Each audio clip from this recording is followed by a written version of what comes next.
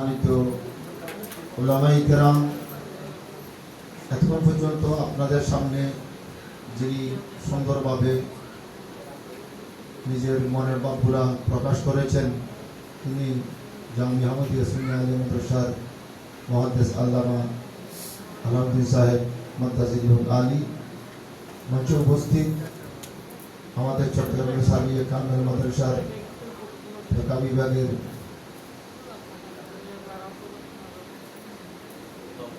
অধ্যাপক হযরতুল আল্লামা জনাব মাওলানা আমির রশিদ সাহেব মাদ্দাজিলুল আলী, জামিয়া আহমদিয়া সুন্নাহ আলিয়া মাদ্রাসার মুহাদ্দিস আল্লামা আলহাজ নবী সাহেব মাদ্দাজিলুল আলী, সবাই এখানে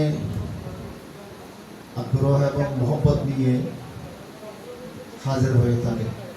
পুরুষে মেলায় মজলিসে এখানে আমাদের মমতাজ সাহেব খুব পুরাতন প্রবীণ আমাদের মোহব্বতের ভাই এখানে উপস্থিত হাজির সাহেবান, আসসালামু আলাইকুম ওয়া রাহমাতুল্লাহি ওয়া বারাকাতুহু।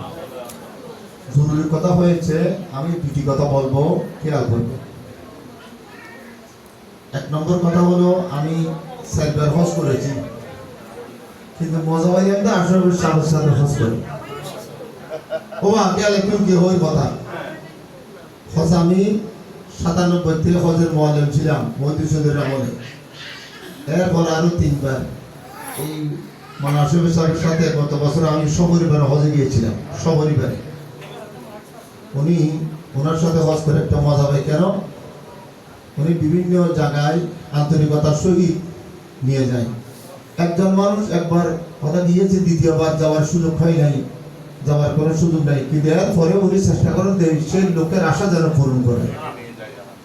এই জন্য এদিক দিয়ে খুব শান্তি পেয়েছে, মজা পাইছে, আপনাদের সেই কথাটা জানাই দিলাম। দ্বিতীয় নম্বর কথা যেটা বলতে চাচ্ছি সেটা হচ্ছে, আমাদের এখানে আমরা কোনো কথা বলবো না। আগে কথা বললে আপনাদের অন্তর্গত একটা ডর আসবে, ভয় আসবে। অনেকের ডরে ভয়ে খুশিতেও মানুষ চেষ্টা করে, ভয়েও মানুষ চেষ্টা করে। পাকিস্তান আমার মধ্যে একজন একটা স্টিমার পেয়েছিল, ওইটা পাওয়ার কারণে সঙ্গে সঙ্গে করে মারা গেছে। এটা খুশির কারণে, খুশির কারণে। তো অনেকে ভয়ের কারণে কষ্ট করে মারা যায়। এখানে ভয়ের কোনো কারণ নেই। মশলা মশলি এখন যেগুলো বলবো এগুলো শুনলে আপনাদের হয়তো মনে হবে যে না জানি কেন আমরা এই ধরনের তসবিহ, জিকির, আজকার, দোয়া, কালাম এগুলা পড়তে পারবো কিনা, না পড়লে হজ আদায় হবে কিনা, কার সাথে থাকবো, ওখানে বাথরুমের অবস্থা কিরকম, যাবার সময় অনেক প্রশ্ন অন্তরের মধ্যে আসবে। এই কথাগুলো যদি এখন বলে দিই আপনাদের মনে থাকবে না। তবে আমার বিশ্বাস আপনাদের কোনো কিছুই করতে হবে না। এহরাম বাঁধার পর থেকে যেদিন আসল মনাসবের সাহেবের সাথে আপনার সাথে হবেন, যেদিন যাবেন, সেদিন কোন কাজটা করার আগে কি বলতে হয় সেটা আপনাদেরকে সম্মানা দিক নির্দেশনা দেওয়া হবে। এই কথাগুলা এখন বললে মনে থাকবে না, তখন বললে কাজ হবে। গেল? এই ব্যাপারে কোনো চিন্তার কারণ নেই, ভয়ের কোনো কারণ নেই। একেবারে নিশ্চিন্তে, নির্দ্বিধায়, নির্বিঘ্নে আপনারা যেতে পারবেন। দ্বিতীয় নম্বর আরেকটা কথা যেতে বলতে চেয়েছিলাম, আশরাফ সাহেবকে আমি বলবো, অনুরোধ করব, নির্দেশ থাকবে, পবিত্রতার প্রতি যেন আপনাদের খেয়াল থাকে। পায়না, পেশাব, আসা যাওয়ার সময় এখানে পবিত্রতা, কারণ লা তুকবালু সালাতুন বিগাইরি তুহুরিন ওয়ালা সাদাকাতুন মিন গুরুর। পবিত্র অবস্থায় নামাজ পড়তে হয়, নাপাক অবস্থায় কেউ জেনে শুনে নামাজ পড়লে সে কাফের হয়ে যাবে। কারণ নাপাক অবস্থায় জেনে শুনে পড়ছে কেন? জরুরতুল্য কথা। এই জন্য পবিত্র থাকার সবসময় চেষ্টা করবেন। তবে এখানে টয়লেটের ব্যবস্থা খুবই সুন্দর।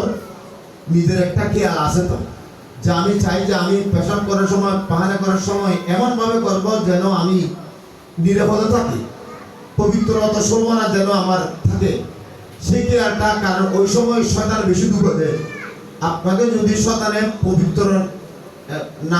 পবিত্র অবস্থায় এটা থাকা, সেটা শয়তান পছন্দ করে না। যে কোনো মুহূর্তে আপনাকে নাপাক দিকে নিয়ে যাওয়ার জন্য শয়তান চেষ্টা করবে। তো আমি বলবো আশরাফ সাহেব আপনাদেরকে সময় সাপেক্ষে এটা পবিত্রতার প্রতি যেন গুরুত্বপূর্ণ বয়ান সবসময় রাখে। এক রাকাত নামাজ যদি অপবিত্র অবস্থায় পড়া যায় তখন আপনার সব নামাজ থেকে শেষ হয়ে যাবে। বিভিন্ন হেরজুরি করিল পবিত্রতার দিকে একটা কথা বললাম, সেই কথা। আর আরেকটা কথা বলতে চাচ্ছিলাম, সেটা যে আমরা নামাজ পড়ার সময় আমাদের মনে রাখতে হবে আমরা ইমামের পিছনে থাকবো। কিন্তু মদিনা শরীফে এইবার যারা আমরা নামাজ পড়লাম, মদিনা শরীফের শাইখদেরকে বললাম, অনেকদেরকে পুলিশদেরকে বললাম, এরা কেয়ার করে না, এটা মানে না কথা। অর্থাৎ ইমাম সাহেব হলো পিছনে, মুক্তদি হলো সামনে। তাহলে এই নামাজ কোনো অবস্থায় জায়েজ হতে পারে না, কারণ ইমামটা এখন মুক্ত দিয়ে গেছে। ইমামকে ইমাম বলা হবে ওই সময় যদি ইমাম সামনে থাকে, আর ইমাম যদি পিছনে চলে যায় তাহলে ইমাম কি হয়ে গেল? মুক্তদি হয়ে গেল।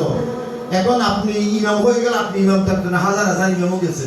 মুক্তদি হাজার হাজার ইমাম হলো একজন, যদি ইমামের সামনে যায় এখন হাজার হাজার মানুষ ইমামও গেছে, ইমাম মুক্তদি হয়ে গেছে।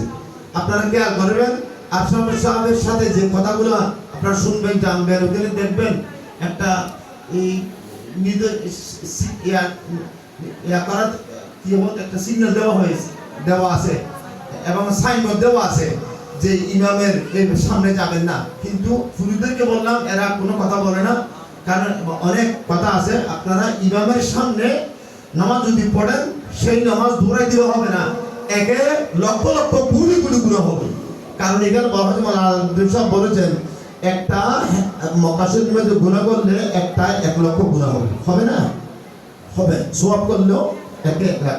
কিন্তু সওয়াব তো আপনারা দেখতেছেন, গুনাহ দেখতেছেন। ইমামের আগে যদি নামাজ পড়েন তাহলে মনে করো হবে সঙ্গে সঙ্গে লক্ষ লক্ষ গুনাহ আপনার আমলনামার মধ্যে জমা হচ্ছে।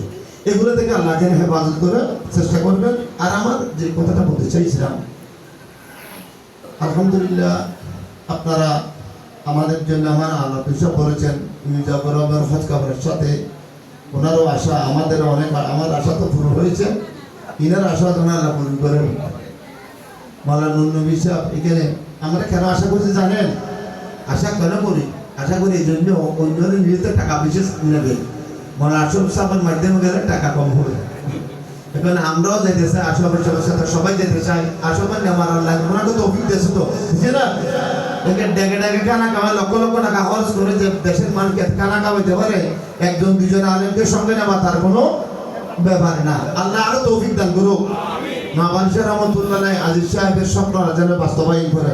আর মাহবুব ভাই আসিনি, মাহবুব ভাই বহুত বড় আন্তরিক মানুষ এখানে আমাদের, মাশাআল্লাহ।